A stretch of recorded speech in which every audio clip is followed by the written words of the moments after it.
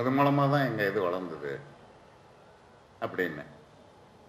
இதெல்லாம் கூட அந்த புத்தகத்தில் அங்கங்கே கொஞ்சம் கொஞ்சம் நம்மளுக்கு சொல்லியிருக்கோம். அதுக்கப்புறம் மருத்துவக் கல்லூரியில் அவங்க கூட படித்த தோழர்கள், நிறைய நண்பர்கள், என்னுடைய தகப்பனாருடைய நண்பர்கள் அவ்வளவு பேரும் வயது வேறுபாடின்றி இன்னைக்கும் எங்கிட்ட பேசிக்கிட்டு இருக்காங்க. நான் அவங்கள விடாமல் நானும் அவங்கக்கிட்ட பேசுகிறேன். நம்ம இவர் mister Daleel, mister Ragothaman, mister Krishnasamy எல்லாம் வந்து வயசில் எனக்கு அவருடைய பேர் வந்து ராமேந்திரனா ராமச்சந்திரனான்னு தெரியாது. ஆனால் அப்பா கிண்டலுக்கு கூப்பிடுறாங்களோ என்னமோ ராமேந்திரன். கிண்டலா? சரி சரி. அந்த அவங்கவுங்க எந்த பேரில் கூப்பிட்டாங்களோ அந்த பேர்லேயே நான் அழைப்புதெல்லாம் வச்சேன். நான் அதாவது ஒரு குழப்பத்திலே பேசிக்கிட்டு இருக்கேன். அவங்க எல்லாருக்குமே தெரியும்னு நினைக்கிறேன். ஏன்னா இது கிட்டத்தட்ட இவரே என்ன கவிஞர் வந்து என்னை ரொம்ப கிண்டல் பண்ணிட்டார். என்னங்க என்னமோ ஒரு பெரிய என்னமோ ராமாயணம் மகாபாரதம் எழுதுகிற மாதிரி என்னமோ ஒரே களைப்பா போகிறீங்க, அவசரங்கிறீங்க, எனக்கு ஒரே டார்ச்சராக ப்ரெஷராக இருக்குங்கிறீங்க, இங்கே இந்த மீட்டிங்க்கு உங்களை காணும், வேற எங்கே வெளியில் வழியில் பார்க்குறவங்களாம் கேட்குறாங்க, என்ன ரொம்ப நாள் அவங்க நான் திடலில் காணுங்கிறாங்க. அதெல்லாம் இந்த புத்தகத்தை எப்படியோ கொண்டாடணுன்னு. அந்த அளவுக்கு என்னுடைய உழைப்பு வெற்றி பெற்றிருக்கான்னு தெரியல. இருந்தாலும் இதை விட இன்னும் பெட்டராக அடுத்த தடவை நான் இந்த சரித்திரத்தை கொண்டு வருவேன் என்று தெரிவித்து கொண்டு, இந்த புத்தகத்தை எழுதுறதுக்கு பல விதத்திலும் எனக்கு ஊக்கம் கொடுத்தவங்க பல பேர். முக்கியமாக நம்ம கண்ணியம் குலோத்துங்கன் அவங்கள நான் சொல்லணும். அதுக்கப்புறம் வந்து நம்மளுடைய கவிஞரை சொல்லணும். அதுக்கு பிறகு இந்த எப்படி எங்கே ஆரம்பிக்கிறது, எதை வச்சு ஆரம்பிக்கிறது, என்ன ஏதுன்னும் போது என் மனசை ரொம்ப உறுத்திக்கிட்டு இருந்த ஒரு விஷயம், அப்பா இறந்த அன்னைக்கு அடுத்த நாள் காலையில் ஆசிரியர் வராரு, கவிஞர் வராரு, ஐயா பெரியவர் நன்னனும் வந்திருந்தாங்க. நான் மரியாதை நிமித்தம் அவங்கள அப்பா எங்கே வச்சுருந்தோமோ அங்கே கொண்டு போனேன். அப்போ அவர் ரொம்ப நீண்ட நேரம் உற்று பார்த்தாரு. ஒருவேளை மனசில் இன்னும் நல்லா ஞாபகம் வச்சுக்கணும்னு பார்த்தாரா என்னமோ.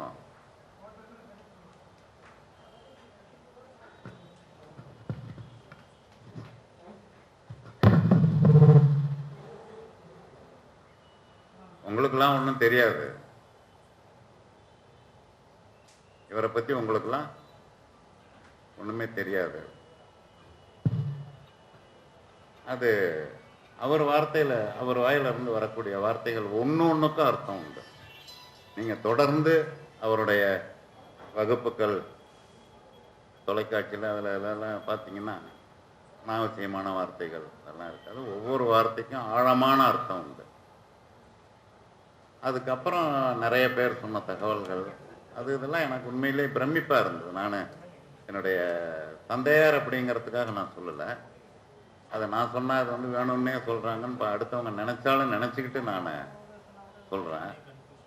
இப்படிலாம் ஒரு வாழ்க்கை இருந்திருக்கக்கூடும் அப்படிங்கிறது என்னால் சில விஷயங்கள் நம்ப முடியல. யாரையோ பற்றி யாரோ சொன்னது சொல்லுவாங்க, இந்த இதெல்லாம் டாக்குமெண்ட் பண்ணி வைங்க, இந்த மாதிரி ஒரு ஆள் இருந்தாங்கிறது பிற்காலத்தில் எவனும் நம்ப மாட்டான்னு யாரை பற்றியோ சொன்னாங்களாம். இந்த மாதிரி ஒரு மனுஷன் வாழ்ந்திருக்கான், இந்த மாதிரி ஒருத்தன் இருந்திருக்கான், நிறைய பேருக்கு சேவை செஞ்சுருக்கான், நிறைய பேருக்கு ஹெல்ப் பண்ணியிருக்கான் அப்படிங்கிறத ரெக்கார்ட் பண்ணிடுங்க, இல்லாட்டி மறந்துடுவாங்க. அந்த மறந்துடுறதுங்கிறது மாதிரி அதை விட ஒரு மோசமான ஒரு பனிஷ்மெண்ட், தண்டனை ஒன்று இருக்க முடியாது. ஆள் போனதுக்கப்புறம் என்ன தண்டனைன்னு கேட்கலாம். இருந்தாலும் அது ஒரு என்ன சொல்கிறது, ஒரு சமூகத்தில் மறக்கப்படக்கூடாது, நினைவில் நிறுத்தப்பட வேண்டும். அதுக்கு எப்படிலாம் ஒரு மனுஷன் இருக்கணும், இருக்கக்கூடாதுங்கிறதுக்கு நிறைய உதாரணங்கள் இருக்கும்.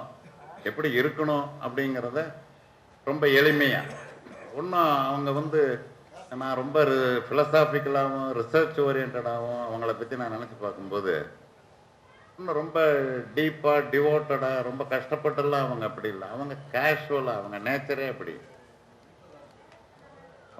அப்படி கூட யார் இருக்காங்களோ அவங்க ஏஜ் குரூப் என்னவோ அதுக்கேற்ற மாதிரி பேசுவாங்க. உங்களுக்கு தெரியாத லேட்டஸ்ட் திரைப்பட பாடல்கள்லாம் அவங்களுக்கு தெரியும். பாரதிதாசன்னு சொல்லுவாங்க, மதுரைக்கு போகாதடி பாட்டுன்னு தெரியும்.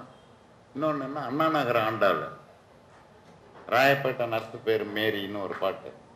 அந்த மெட்ராஸ் குத்துப்பாட்டுல இருந்து பாரதிதாசன் வரைக்கும் அவங்க எல்லாத்துலேயும் அப் டு டேட்டாக இருந்தாங்க. அந்தந்த வயசுக்கு ஏற்ற மாதிரி பேசக்கூடிய ஒரு தன்மை. தாத்தா குரலும் அதே மாதிரி இருக்கும். நம்ம எடுத்ததும் குட் மார்னிங் ப்ரொஃபஸர்னு அவங்க ஒரே சந்தோஷமா இருக்கும். அந்த நூலை வெளியிடுமாறு நம்ம பெரியார் பேருரையாளர் நன்னன் அவர்களை வேண்டி கேட்டுக்கொள்கிறேன். ஜெய்.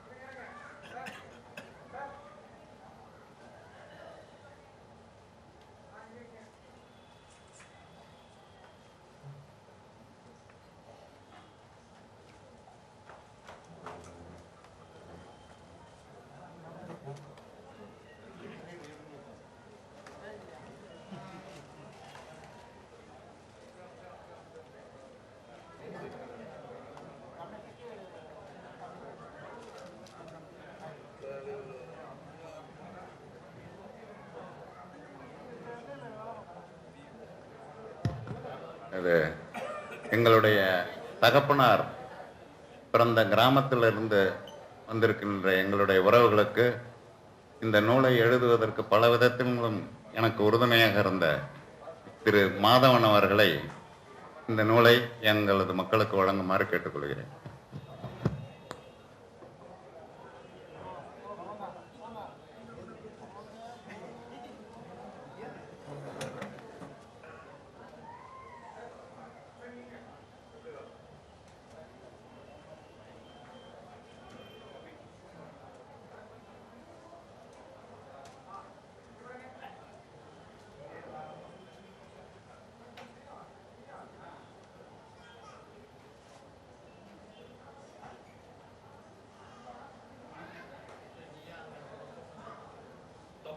அடுத்ததாக அப்பாவனுடைய நெருங்கிய நண்பர் திரு மலைச்சாமி ஐஏஎஸ் அவர்களை பேசுமாறு அழைக்கிறேன். அவருடைய புத்தகங்கள் நிறைய எழுதக்கூடியவர். இந்நேரம் நிறைய குறைகள் பார்த்திருப்பார் நினைக்கிறேன். அப்படியே உட்காந்து கூட பேசலாம் இல்லையா?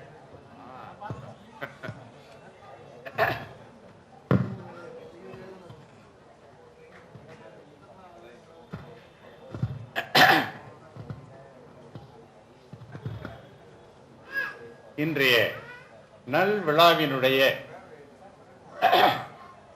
தலைவரும் முன்னோடியுமாகிய நமது பெருமைக்கும் அருமைக்குரிய டாக்டர் அதாவது முனைவர் திருமிகு நன்னன் அவர்களே, அவருக்கு இடது பக்கத்தில் அமர்ந்திருக்கின்ற அருமைக்கும் பெருமைக்குரிய பூங்குன்றன் அவர்களே, வருகை தந்திருக்கின்ற பெருமக்களே, குறிப்பாக இந்த நல் நிகழ்ச்சியை முன்னின்று நடத்துகின்ற திருமிகு சேரலாதன் அவர்களே, அவர்தம் தாய் திருமதி லட்சுமி அவர்களே, அவர்தம் குடும்பத்து முக்கியஸ்தர்களாகிய சுமங்கலி அவர்களே, வடிவு அவர்களே, திருமிகு பழனியப்பன் அவர்களின் சொந்தமே பந்தமே, உங்களின் அனைவருக்கும் எனது வணக்கத்தையும் வாழ்த்தையும் முதற்கண் தெரிவித்துக் கொள்கிறேன். நான் அருமைக்கும் பெருமைக்குரிய திருமிகு பழனியப்பன் புத்தக வெளியீட்டு விழாவில் கலந்து கொள்ள வேண்டும் என்று ஓடோடி வந்தது உண்மைதான். ஆனால் எனக்கு இப்படி ஒரு மரியாதை கிடைக்கும் என்று நான் எதிர்பார்க்கவில்லை. திரு சேரலாதன் அவர்களின் பெருந்தன்மையும் அந்த குடும்பத்தையும் நான் வெகுவாக மகிழ்ந்து பாராட்டுகிறேன். அருமைக்கும் பெருமைக்குரிய பெரியவர் திருமிகு நன்னன் அவர்களை பார்த்தது, களிய பெருமாள் அவர்களை, பூங்கண்ணன் அவர்களை பார்த்தது, இங்கு உள்ளவரை பார்த்தது எனக்கு ஒரு மகிழ்ச்சியை தந்த விஷயம்தான்.